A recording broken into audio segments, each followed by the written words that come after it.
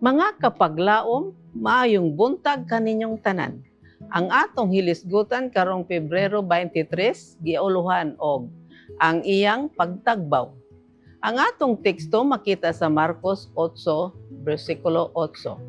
Og sila nangaon og nangabusog og ilang gihipos ang mga tipik nga nahibilin nga may puno sa 7 ka mga alat. Kapaglaom, isip nga mga tao dali ra kita nga mahilig sa pagka-eksklusibo. Bisan pa kung basihan ang kolor, rasa, reliyon, o bisan una nga gidaghanon sa ubang mga kategorya. Baguhay lang nako nakatunan ang mahitungod sa kinabuhi sa talagsaong matematiko nga si Ramanahuan. Nag-agi siya sa malisud nga mga panahon tungod sa iyang rasa. Hangtod nga siya giila tungod sa iyang mga paningkamot sa edukasyon sa England. Niadtong 1918, siya nahimo nga unang tawo gikan sa India nga napili isip fellowship sa Trinity College, Cambridge. Ang fellow nga tawo sa kolehiyo nagahupot sa mataas nga posisyon sa kolehiyo.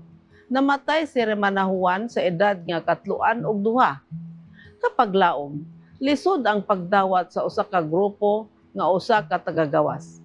Ang mga disipulo naglisod sa pagsabot nga ang mga hintil gidapit sa gingharian sa Dios. Human sa pagpakaon sa 5,000, diin ang mga tagasulod gipakaon sa tinapay ug natagbaw. Marcos 6:34-44 ug human sa kalampusan nga tigmo uban sa babae nga Syrophoenicia, diin si Jesus nagisgot may tungod sa pagkatagbaw sa tinapay. Marcos 8:1 ug 10. Ang mga numero ug ang pulong nga gigamit alang sa bukag na usab. Niini nga higayon si Jesus nagsugod sa 7 ka tinapay, bersikulo 5. Sa makausap pa, atong masugatan ang 4 ka mga berbo. Gikuha ni Jesus ang tinapay, nagpasalamat, nagtipik-tipik sa mga tinapay nga naghatag kanila ngadto sa mga disipulo aron ihatag ngadto sa mga tao, bersikulo 6. Og sila nangaon og nangabusog, og ilang gihipos ang mga tipik nga nahibilin nga mipuno sa 7 ka mga alat.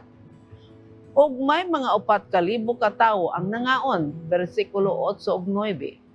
Ang mga numero na usab gikan sa 5 og 10 og 2 sa pagpakaon sa mga Hudiyo, ngadto sa 7 og 4 alang sa mga tagagawas. Ang numero nga 4 gigamit alang sa tibuok yuta, 4 ka suok, ug sa dili Hudiyo, hintil nga geographical nga kahimtang.